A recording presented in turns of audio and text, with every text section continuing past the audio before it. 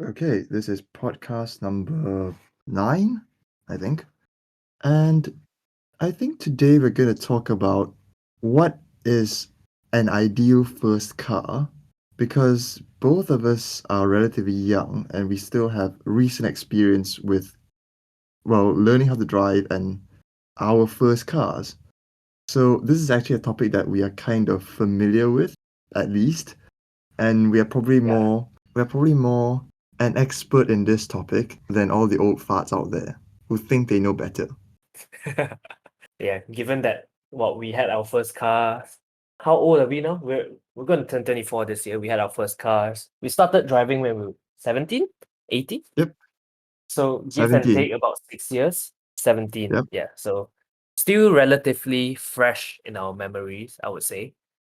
Um, So yeah, and we yeah, we should be able to provide better advice to any, well, teenagers or any parents of teenagers who are currently looking for the ideal first car for their little ones. imagine a 17-year-old kid listening to this podcast and justifying their new first car to their parents. Come on, listen to these young dudes who don't know what they're talking about. Take their advice. No, but seriously, if you're a car enthusiast as a kid, there are better alternatives than the normal, boring Perodduas and Protons that you would get as a Malaysian kid, or if you're in the UK, you probably get a cheap hatchback. I think there are So better alternatives. you're saying the conventional first car is that, the small hatchback like Myvi's, Prodo, yeah, Axias, Yeah, which I think, you think may not be the best first car, right? I'm not saying they're not the best first car. I'm just saying that you can do better, I think. Mm, mm.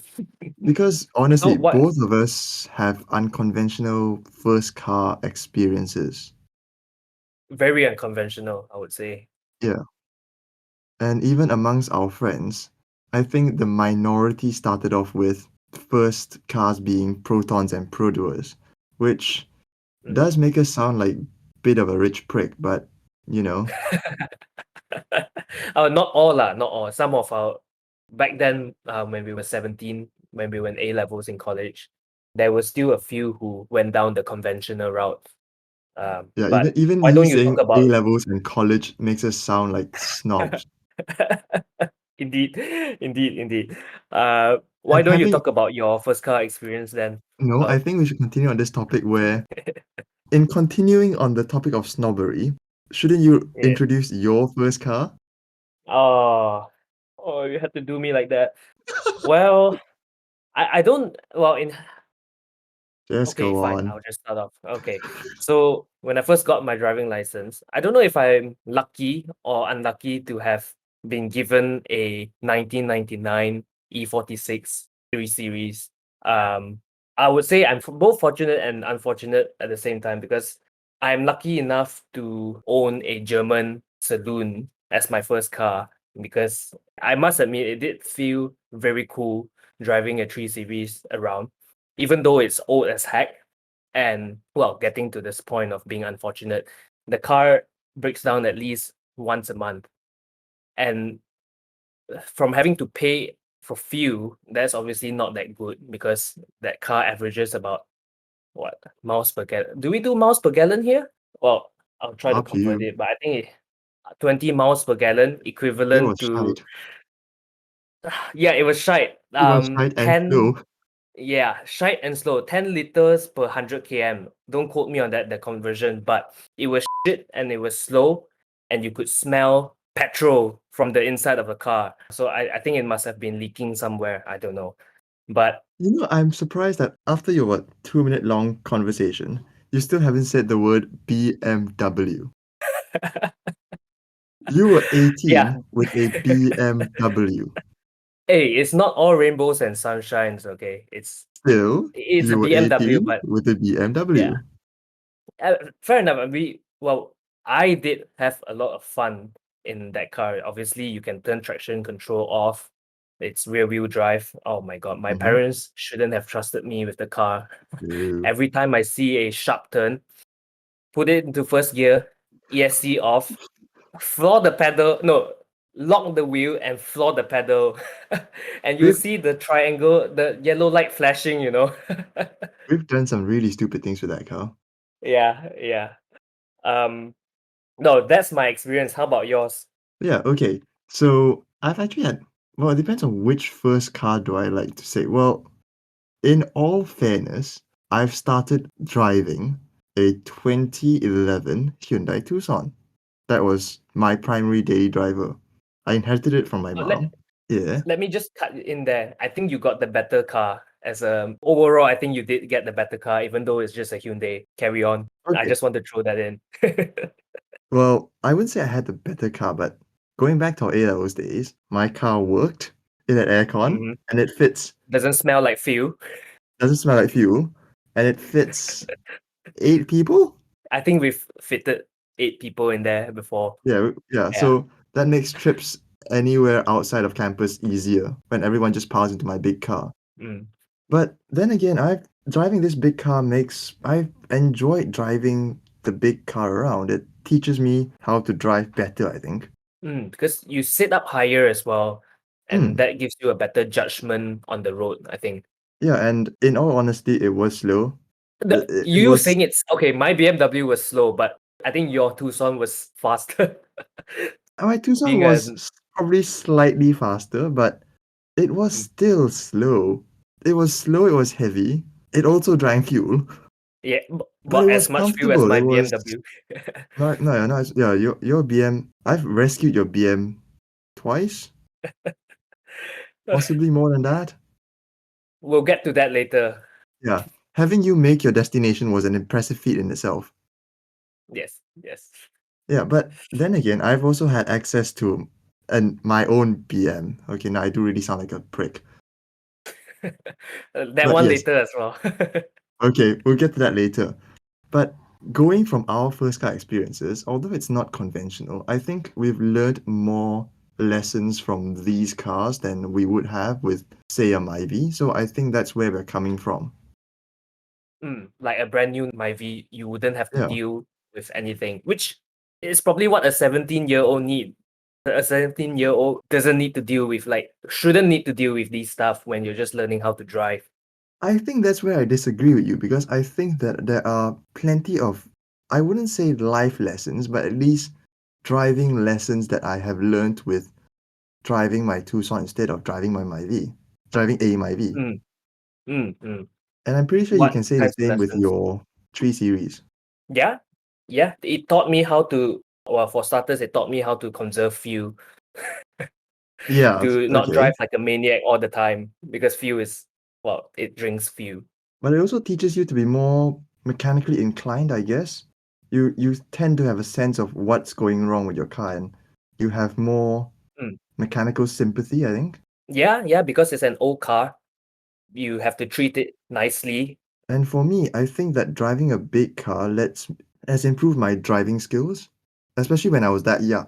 Controlling something that big has helped me later in life driving other cars. Yeah, yeah, because well, the most difficult car to drive are always the bigger ones, right? Yeah. And I've heard this saying, well, it probably came from you, but I've heard this Yeah. saying, throw throw the kid a big car, learn how to drive on a big car, and he can manage anything. Yeah, because To I've be fair, done that's some probably from you. pretty tight moves in the Tucson with everyone in it. I think it was going through all these tight spaces, and I could manage. Yeah. And if you can And manage that, you can manage any other car. yeah, that's why I'm thinking now that the ideal first car shouldn't be a Myvi because there are other factors to consider than just going down the path of buying a Myvi. Mm. Okay. So far we've covered, well, my car, my 3 Series, an old car. You have Mm-hmm. your SUV, a big car, and Mm-hmm. then a conventional Myvi. So talk us through like what our friends drove back then, and what are these like different kinds of cars, and how the pros and cons of starting off with these cars. Okay, just going through our list of mutual friends, and although we're not naming names, we can say that the minority of them were in the typical Axia Myvi camp. Small hatchback. Yeah, Yeah. small hatchbacks. And Mm. to be fair, they always made it to where they want to go, and they're always a car is a utility tool to them, and it's Yeah. fine. They never broke down, and these are not car people. Yeah. Mostly. Yeah. But then we also had other friends who had more interesting automobiles at their on hand. How I say, uh, Mm. we've had friends with a Honda CR-V that crashed into a tree. He survived. Uh, we've had a friend with a Subaru XV that's Also similar to yours. similar to mine, a bit smaller. Mm. He drove like a maniac. Uh, Oh yeah, he did. we've had we've had friends with a old Proton Vero. That one is interesting, right? Yes, manual, beat to heck, possibly the cheapest, crappiest car among our group, but I think he had the most fun. It worked. Yep, I will agree. Well, it's manual, right? So Mhm. that's one thing we have to talk about as well, whether or not there's value in learning how to drive, or well, starting your first car driving a manual, if there's value in that. Actually, come to think of it, we had two friends with manual Veras. Oh, two manual mirrors? Oh, right. Yep. Yeah, we So do. that's quite a common one as well. Old crappy Proton. Yeah, old crappy manual Protons. Yeah. And then on Okay, the so other let's end of the scale, on the other end. Yes, let's get on to the other end of the scale. we had a friend with an A6. Quite a new A6, actually. The A6 hybrid. And that was possibly one of the few times where we've done things that we shouldn't do on the highway.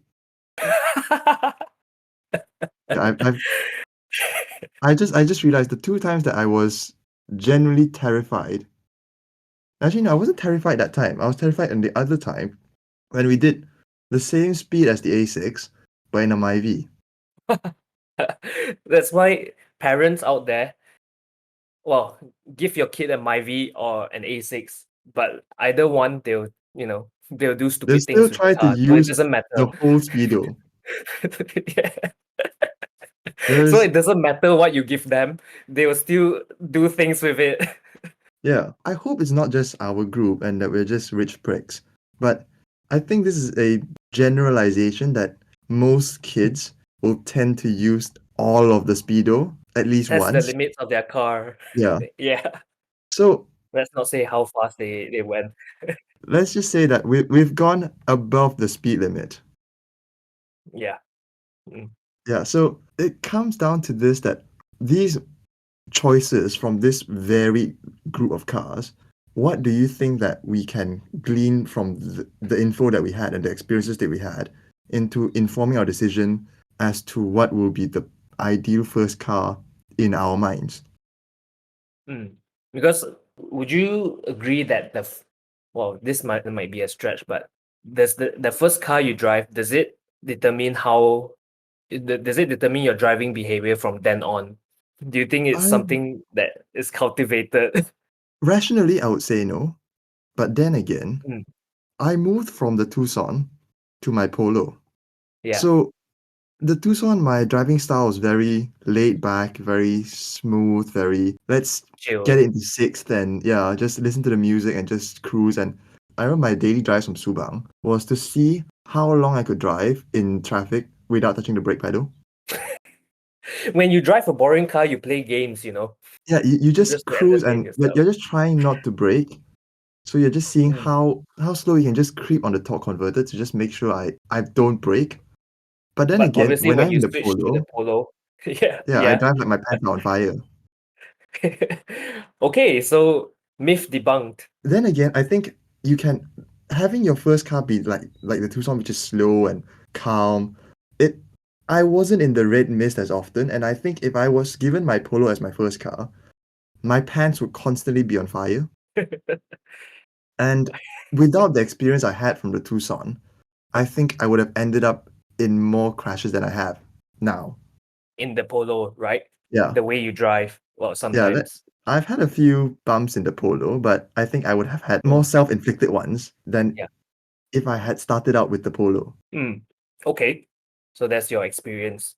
Yeah. So So going on to the list that we just mentioned earlier, the list of cars that our friends mhm. drove during their early driving years. Let's start off with the Wira. Old car, obviously old car, not very Mhm. safe. In fact, far from safe. Yep. And a manual, and a manual. Easily So, stolen. what are your thoughts on that? Yeah, easily. I'm sure you can jack the car easily, the door, and then start it without a key. I'm sure, Probably, but because especially with the crappy one in KL, I presume I can start it with the end of a toothpick. well, not you, but people will be able Yeah, to. people with some skill. Yeah, some skill. Okay. Don't have to be a professional. But yeah, what are your thoughts on it? Now, I'm actually more interested to hear your thoughts on this one. Mm. So obviously earlier I did prompt the question whether or not starting off with a manual would be helpful. Um, Mm-hmm. or let's be real, nowadays people don't drive manuals anymore. So I would think that the skill that you learn from driving the manual and the extra that because obviously driving a manual you can control the car more, but all of that if you have learned goes out the window as soon as you own an automatic car, right? Do you think obviously you'll be able to be more skillful and you'll be able to control the car better when you have a manual, but the moment you go to an automatic, that doesn't apply anymore. So, are you saying that? So, what is your point? My point is that there's no value other than to have fun. I disagree. Okay. I think that actually starting off with a manual might actually have been helpful Why? because I think having a first car as a manual, having to learn to drive the stick, although we've been slagging it off in the last couple of episodes, but I think Mm. learning to drive a stick helps focus your driving more. Mm. Oh yeah, that does make sense because if you don't drive a stick, technically you could have one hand on the wheel and one hand texting or something else, which Yeah. is dangerous for kids and for all adults as well, but even more Yes. so for kids. So So you bring a good point there. Yeah. I think driving a manual is actually beneficial for kids. The question now is whether there are any manual cars available. That's another topic entirely, lah. But have your first car be a manual is not all that bad. Mm. You actually have to take the drive seriously, Yeah. if that makes sense. Yeah. So from a safety point of view, that I guess that is a plus. And also probably this is just me regretting not learning how to drive a manual properly. Well, yeah, I guess you're pretty bad at it, so I guess you would have really benefited from starting off with a manual. Yeah. Mm, So I think now that we've sorted out this manual conundrum, the topic would mm, then be whether you get something old or buy brand new. Because mm, like looking at our spectrum of friends, we have cars from completely two ends of the spectrums and a lot in between in terms of the yeah, age of the car. Because I yeah. think yours would be the oldest, Mine and the Vera, yeah, about there. Yeah, about there. Then yeah, we've got cars that are 15 years old. We've got friends with first gen cities, second gen Vioses, yeah. and then we've got my car around there. And then we've got people with brand new Myvis and brand new Axias. Mm, But if you look at it in terms of price, we can actually say that most cars are actually about the same price. In terms of the value of the it. yeah, the variance, if you take out the outliers like the A6, Mm, it's about 60 grand mm, yeah, and plus or some minus even less. 30. So my car was worth about 50, 60 then. The new Myvi is about 60. Your 3 Series is worth, 10. I was gonna say something meaner, but 10, okay. And then we've got cars in between, like the first gen cities is about 30, around there.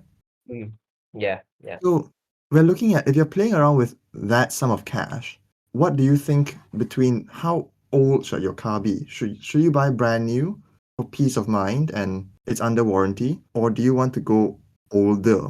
Because I can think of a few arguments for going older, but I wanted to hear your decision on this as well.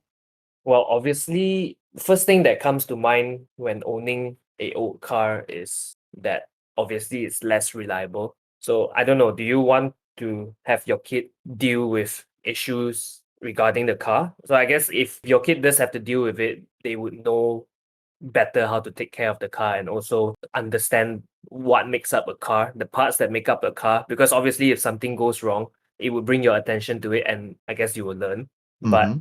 On the other hand, you wouldn't want your kid to be stranded in the middle of the road, right? I mean, it is good. In my opinion, I think it's good experience, but you can't let a It's a good 17, life lesson. 18-year-old kid. Yes. Life lesson, yeah, but it's a kid. They're just a kid. You can't leave them stranded, right?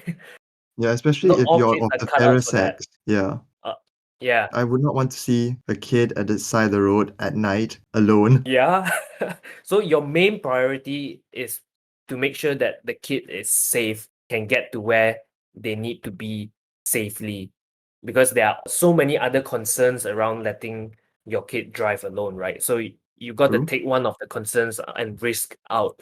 So I would personally recommend going for not a brand new car, but a car that you know will be reliable. Like for example, the Vios or the City, they are not new, these cars, Mhm. well, they were like 2005, 2006 model years. They were old back then, about 10 years Yeah, old, but I but still ran. they were reliable as hell. Yeah, it ran, and Yeah, it will continue running. So that's my take on it. And also safety, not just about breaking down, but obviously older cars. Well, when you get into an accident, there's higher risk of you fucking up your life. And especially, well, kids are more prone to accidents, right? true. Their judgment is not as good as experienced drivers, and hence Yes. the chances of them getting into an accident is much higher. So in that event, you want them to be protected. So, That's my take on it. okay, I'm gonna elaborate on your take and say Mm, how new would the car need to be? Because if you look at the '05, '06 cities, they have airbags, they have ABS, but I think as a kid with some experience driving at the limit of what is yeah, legal, and yeah, I've driven in some interesting situations, I think it would yeah. also be beneficial for the car to have things like stability control, traction control, a bit Oh of yeah. active safety would be good. Oh, let's share a story. Let me give you an example. Can we share this actually? Do you know what I'm talking I about? think we can. Okay.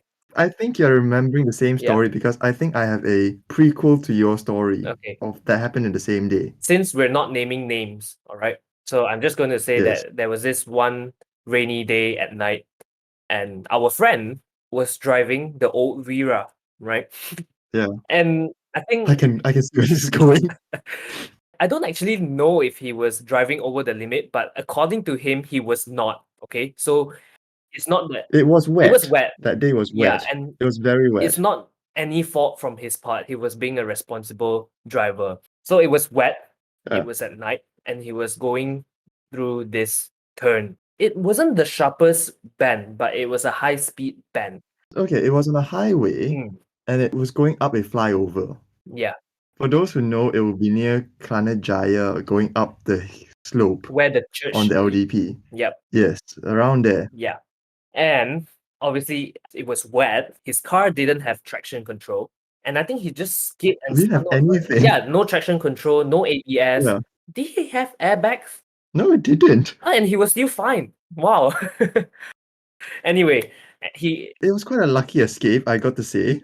mm, long story short, he crashed. And I think we would all Quite quite badly. badly. Yeah, the car was quite badly damaged. But I think we can all say that if he were to be in a relatively modern car, even like a Vios or a City, I think he would have been fine. I think he wouldn't have spun off.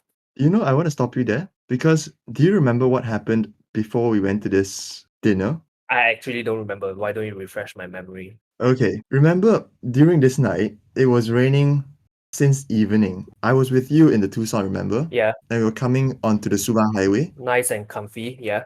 nice and comfy, yeah. Mm. And remember we drove through a puddle of water, and that was when my traction control activated? Yeah, yeah, I vaguely remember that. Yeah, so we were going at relatively highway speeds Mm, in the rain, and we drove through some water, it slipped, mm. traction control activated, Yeah, and we just went on. It was a bit frightening, but it was okay. yeah, So, thinking of it like that, we would have been in that situation without traction control. yeah, we would have. So, this was happening the same day, Mhm, and we got home okay, mhm. Yeah, and not at the side of the road 3 a.m. in the morning waiting for a tow truck. yeah. Which can be quite traumatizing for well, a 17, 18-year-old kid. Well, that the friend that we knew was was quite a built he was built different, so he was able to handle it. But I don't think everyone would be able to handle that. And moreover, I don't think it's ideal Yeah. at all to put your kid in that situation. So we're kind of narrowing things down to yes, a manual is good. Mm, Yes, possibly go older car, but we need something modern enough to have some active safety features. yeah. I think it would be nice to have all the ultra modern things in the new car, like, adaptive cruise control and all this active braking, but I don't think that is necessary. I No. think it's good that Mm, it's pay attention to the road, yeah. but it's also good to have a electronic safety net. Mm, So when things go AWOL, they're still kind of covered. yeah. So we're narrowing down our list, and I think the next one will be kind of an interesting criteria here, Mm. and that is how big should the car be? Well, we touched on this earlier, right? You learn to drive in a big car, you will learn how to drive in any other car. So I Mm-hmm. think although obviously young drivers are less experienced and their judgment is poorer. And with poorer with driving a big car, I think your judgment will have to be good, right? Because especially maneuvering Yes. around tight spaces, Malaysian roads, there are always Mm-hmm. those kind of roads where you have to really be careful. So handing You have to such a shimmy it around, yeah, yeah. really literally shimmy around tight spaces. So handing a big car over to an inexperienced driver with poor judgment might result in, well, minor scratches, which because if you were to maneuver around tight spaces, it's not like going at high speeds, right? So it's the risk of getting into an accident, well, not an accident, or it's not that great, the risk. So I think it's Yes. okay. Well, bearing in mind you have the wallet to spare for it, well, literally pay to learn lessons, right? I think it's worth it Yeah. if you can afford it. I actually have an alternate argument to this big car, small car thing, is that big car means you're more likely the designated driver. So in that case, well, if you want to go out with your friends, obviously you all carpool in the bigger car, right?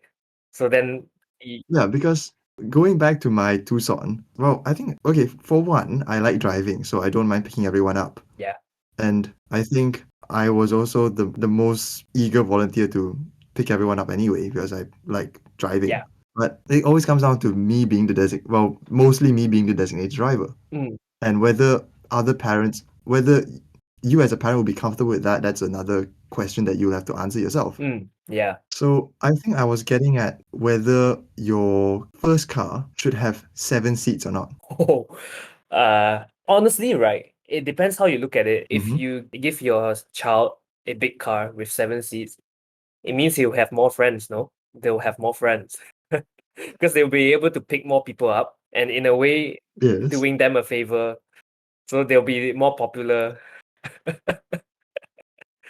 But do you want your kid to be That kid. that, yeah. The Do you want to be that kid?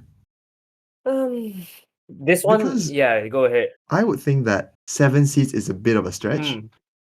I would not want to give my kid an MPV. But right, okay, 7 seats is a stretch. But do you remember you saying that you fit 8 people in your car before? And that's not exactly safe. Yeah. So as long as you have a big car, as long as you have the biggest car, they will try to fit as many people as they can in the car, and that is not ideal as well. Yes. So is it better to get an MPV where everyone has a proper seat, or to not get them an MPV on purpose, just so for them to fit everyone in the car at the end, so it doesn't make a difference? No, but if you have a big car, you're still gonna fit 12, Oh, even though you're gonna fit you 7. you try to fit more people than you can. So it's okay, I see where you're going here. It's however much Yeah, you can be fit. honest with ourselves. Yeah. Yeah. We've done a couple more than should be recommended in a Myvi. Yeah. Yeah. So we're going to try to fit everyone in any case. Yeah. In that case, then I guess it's But I striking a balance between very big and very small. So in terms of size, we are technically looking at the bigger side of things if we're narrowing down our list of criteria for ideal first cars. Well, bigger cars are safer as well, right? Can you say that? Uh, yes, I I'm think. going by the logic that when you get a small car into an accident, the small car will be more badly damaged. generally speaking. So I guess that's a added bonus of owning a bigger car. You know, you actually struck on a good point on safety here for us. It's not that you'll be safe in an accident. I think more people are likely to avoid you. Yeah, all right, You're yeah. more visible on the road. Yeah. Yeah. People won't just overlook your tiny, or not my V, but tiny Axia. Yeah, because like with my Tucson with that P sticker on it, Mm, people do give me a wider berth, I presume. mm. In an ideal world, yeah. Yeah, and you're just bigger, and that's more reassuring. Mm, yeah, So there is a benefit to going big, but going big also means you're gonna drink more fuel. So it's gonna be more expensive to run. that's true as well.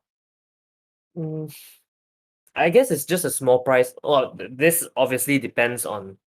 I'm guessing if your How much the child, price is though? yeah, I'm guessing if your child has his own first car, I mean his own car, then fuel shouldn't be much of an issue, especially when you compare other things like safety and learning how to drive, Yeah, that's fair. right?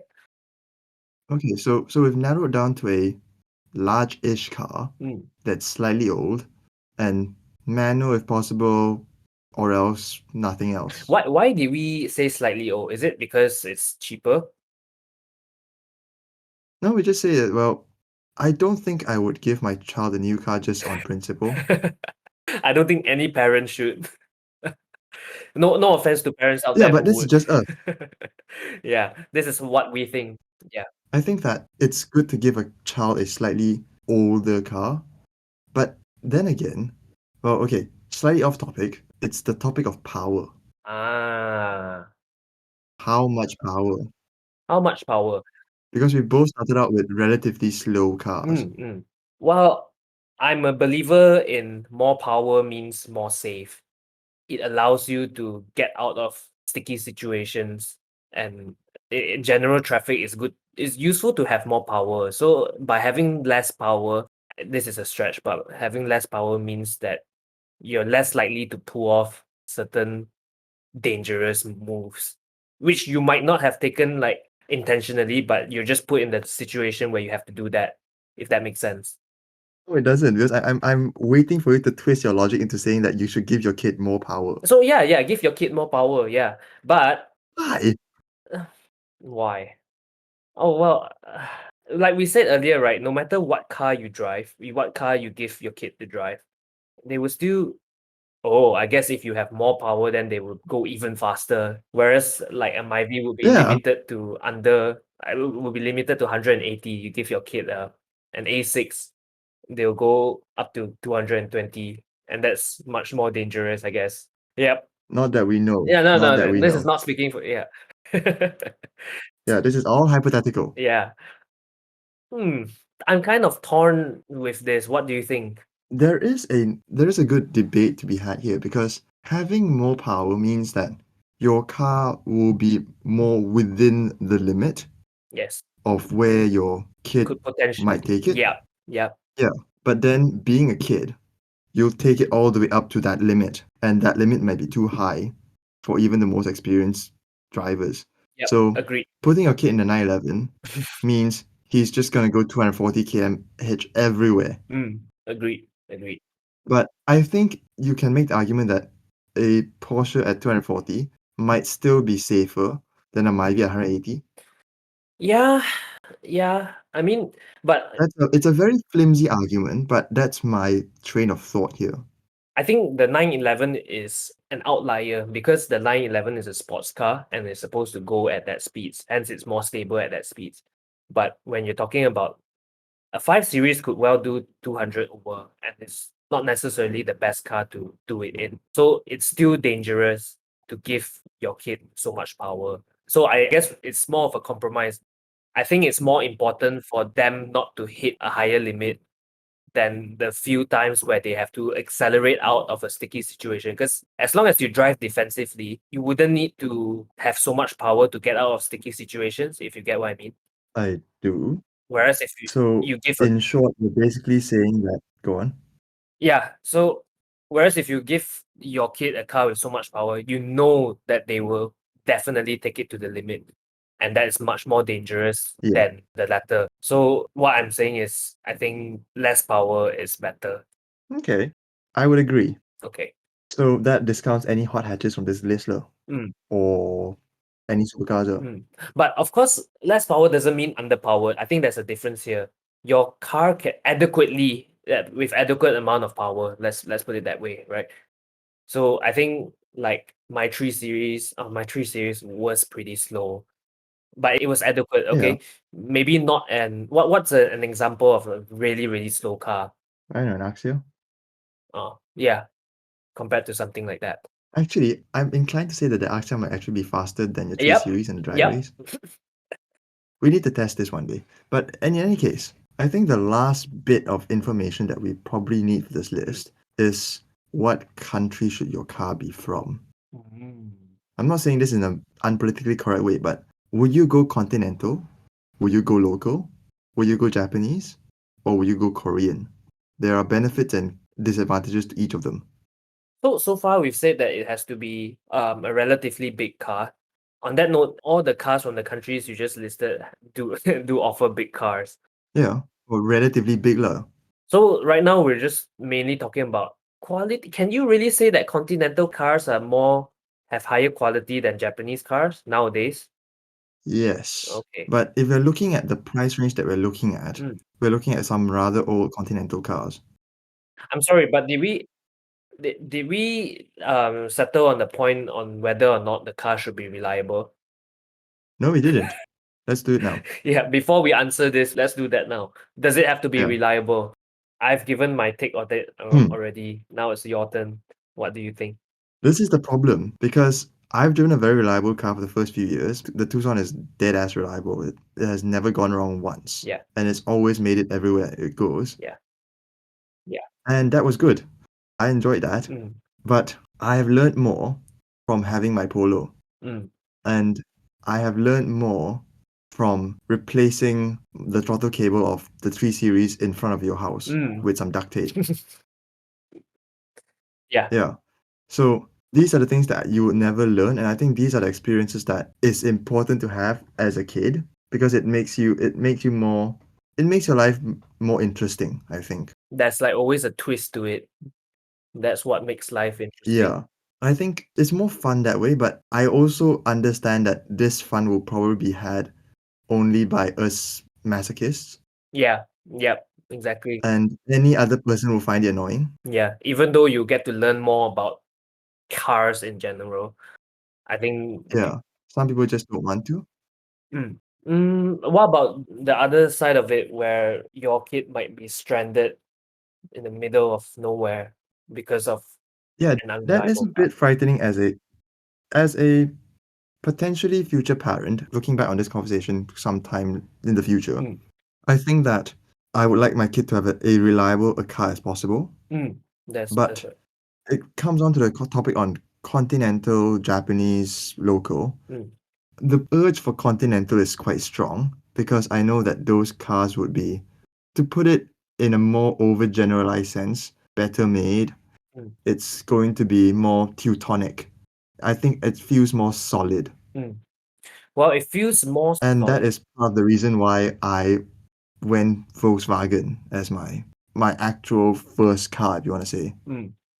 But does feeling solid actually translate to anything meaningful other than a sense of luxury? Without having to swear, F no. So if we're trying to be objective here, I Yes. think you want the reliability from a Japanese or Korean car Yes. than to let your kid have the experience of luxury and solid feeling. Because the continental cars, although as solid as they may be, they are more highly likely to let you down, as you can tell from experience. Yes. Especially for the price that we're talking about. Yes, yes. Okay, just to touch on the Japanese versus Korean thing. Mm, I'm very inclined to go Korean because those cars will have more features. Those cars will be equally well, especially for the period we're talking about. This when we had my era of Tucson, we had things like the Forte, mm. we've had the Elantras, and those are okay. And those are significantly cheaper than their Japanese rivals because these kimchi cars lose money like no other. So it would make sense to just buy them used, for your kids. Yeah. Makes sense. Yeah. So they're all okay. Mm. And there is a very strong argument to going down this route. But I know at the last minute, I'll veer off and buy something Japanese. Because you always, at the end of the day, you trust the Japanese more. No, because, okay, I will keep this reason because I have one car in mind that will be the best first car, but we should keep that later and then we should discuss Proton first. Would you put your kid in a Proton? Proton. So what are what makes a proton a proton? No, okay, we've done this Proton topic before, but let's get a new Proton. Let's say, would you get your kid a new Saga or would you get your kid a new Iris or something of that ilk? As long as it's reliable, yeah, I would. Hmm, I don't know. I guess it's prejudice or anything, but I don't think I'll put my kid in a new Proton. You don't trust the proton. No, it's just that I think I could do better Mm. than the Proton. So this is you wanting to spoil your beloved child and not succumb. No, it's not. It's being also rational because, in all honesty, if I was going local and if I was buying a local car for a kid right now, Mm. there's only one choice, and that's the Myvi. Yes. Regardless of what budget you have, if you're rational, you would just go and get whatever Myvi that you can afford. So you're saying it's a poor choice for anyone to buy a proton. I wouldn't say it's a poor choice. It's just a poorer choice. Mm. It's a reason why so many people buy Myvis as their first car because that is the choice.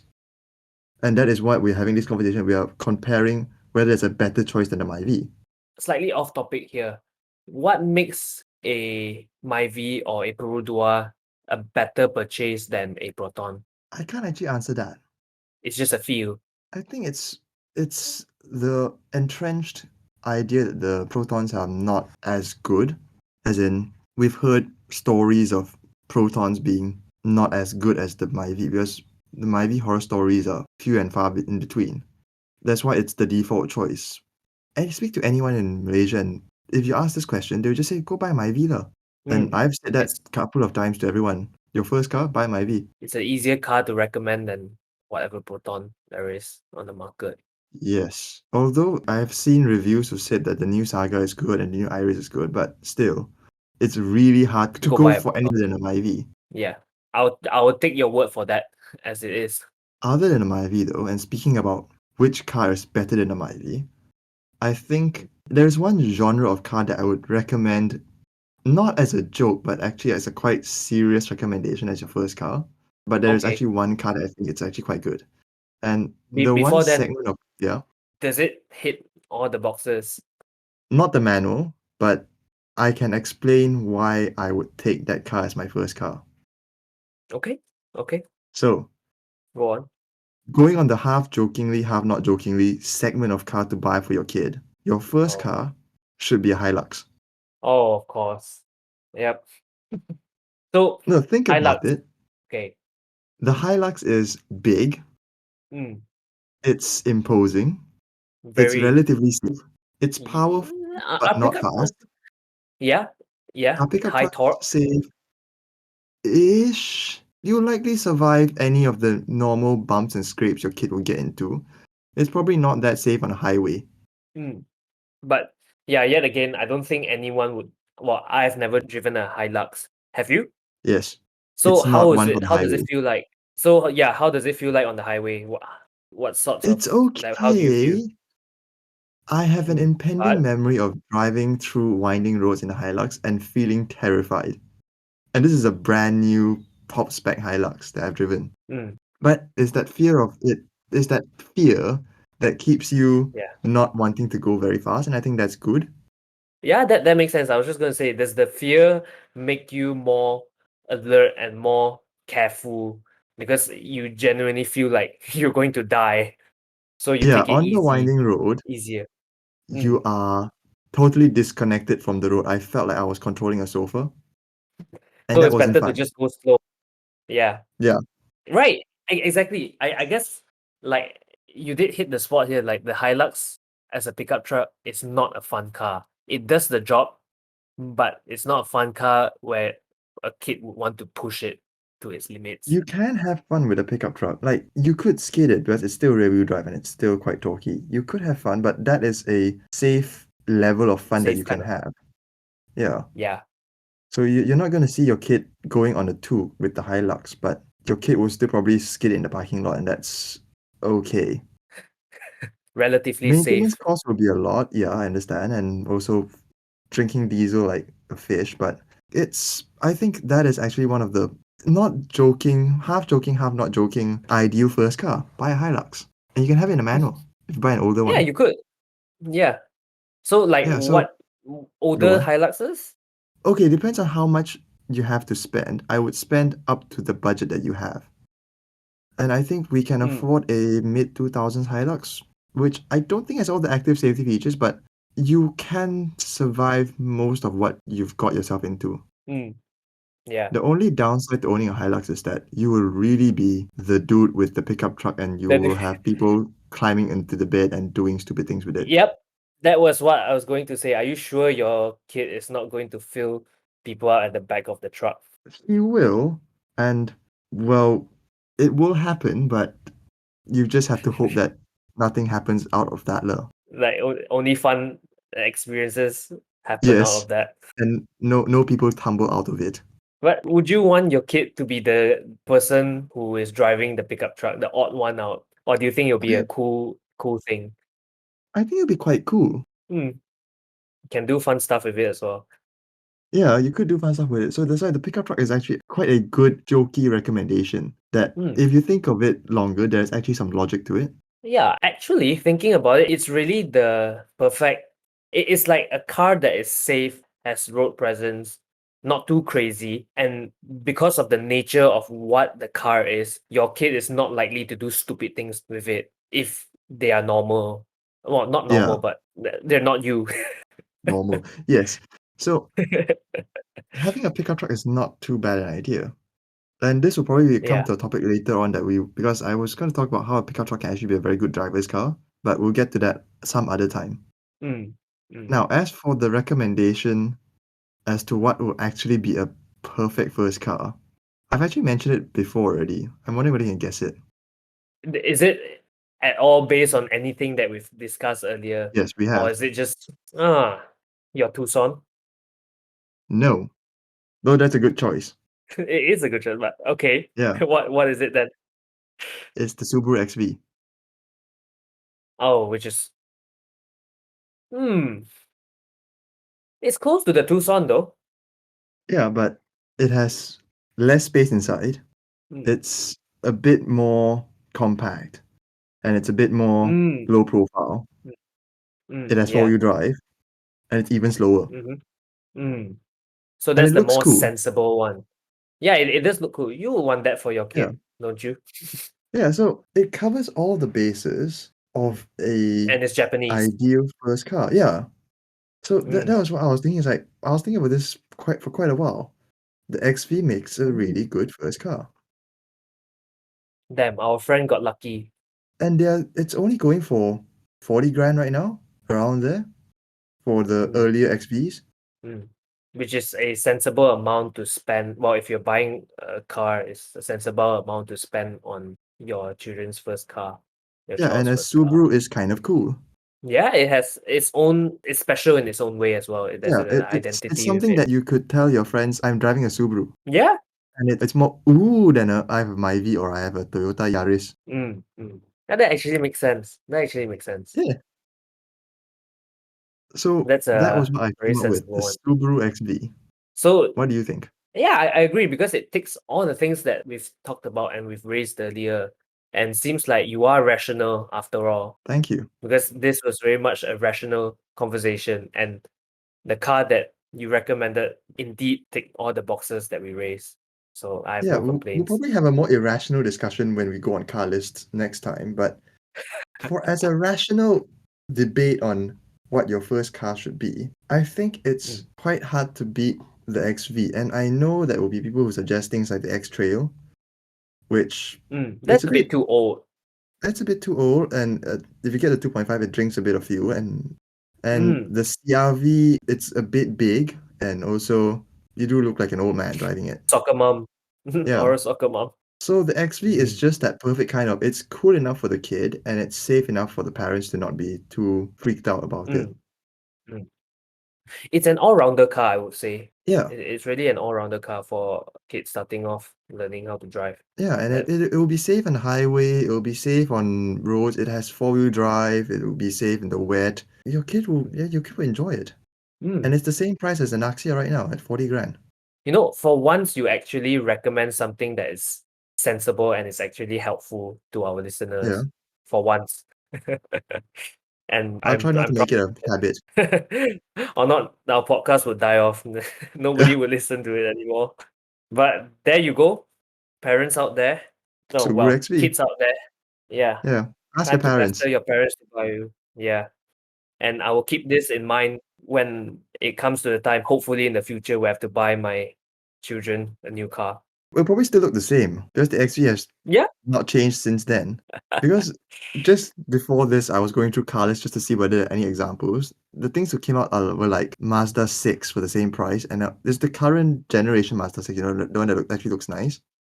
And you yeah, have that for the same yeah. price, but you wouldn't give your kid a large sedan. No, You wouldn't that go doesn't make Camry. sense. And then you wouldn't go Mazda 3, although that's quite cool. Mm, That's why I think the XV ticks all the boxes. That's my mm. surprising conclusion. Yeah. And I would say that it's a sensible car for a driver that age, and you will get all the approval from your relatives as well. It's a good car to start off Yeah, with. You have our seal of approval. we have come up with a reasonable conclusion. I'm happy. I think next time we do really need to figure out what is the good, jokey first car. Well, that's the Hilux, isn't it? No, because even the Hilux is sensible. You On can make paper, yeah. logical. On, You don't have to take that many leaps of logical deduction to convince yourself to get a Hilux. yeah, There are but something merits to just getting a feels Hilux. wrong about it. There are merits, Yeah, but it just feels wrong. it's like you wouldn't give your kid an Alfa Romeo Giulietta. No, It's that no. kind of, or you Uh, wouldn't give your kid, I don't know. Okay, the other one that I quite like, I know this will probably not be very, we'll see whether this goes in. yeah, Volvo. Volvo. Well, Volvo is kind of expensive to start. Oh, unless it's the old ones. No, not the bricks. Like the S40 or the S V50. Because I was thinking of that as my first car as well. I just backed up because of the road tax. Mm, So Volvo. things like But things like a V50 T5 is about 30 grand. It's it's a damn, Volvo, so it's those hella things, safe. they really lose all their value, huh? Yep. And the Volvo is it's just cool. It's just cool. I think it's even cooler than a BMW. I don't know. Maybe it's just me who likes wagons. It would be cool, but I think it would still be out of place, like the Hilux, and it would turn heads, which could be or couldn't be, which could be a bad thing or good thing. I don't know, but I will stick with the XV for now. Yeah, the XV is a good choice. We will come back to this discussion next time when we look at Mm. more interesting examples because I'm already on cards looking at things like Land Rovers, which I Yeah, shouldn't next do. time, continuing to this episode is that we'll interview people who own these cars, who happen to be their first cars, if we ever get the chance to. Yeah, if we ever get the chance to. Anyway, I think that wraps it up. So let's hope that we've boosted prices of XVs. This is actually an inside job. I've Yeah, actually got an XV to sell. we're all working for Subaru. Anyway, we'll talk to you soon.